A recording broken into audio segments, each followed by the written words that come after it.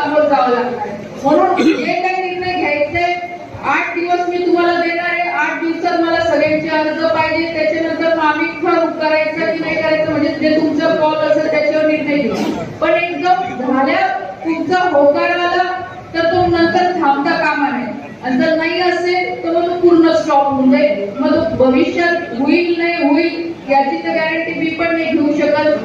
कारण की जेवढं माझा अभ्यास आहे तेवढं हेच आहे की एकदा हायवे कॅन्सल झाल्यानंतर तो पूर्ण परत सँक्शन होत नाही. तो आयुष्यभरासाठी हा राज्य मार्गच राहील आणि ज्या परिस्थितीमध्ये आहे त्याच परिस्थितीमध्ये राहील. ही पण सत्यता आहे. याचा पण आपण सगळ्यांनी विचार करून शांततेत निर्णय तुम्ही लोकांनी घ्यावा अशीच माझी माहिती आहे. जी ऑन पेपर रेट निघेल त्याचं 4 पटीने तुम्हाला पैसे मिळणार आहेत. आणि त्याच्यानंतरही तुम्ही कोर्टात जाऊ शकता. कोर्टात जायला मनाई नाहीये. कोर्टाचा निकाल झाला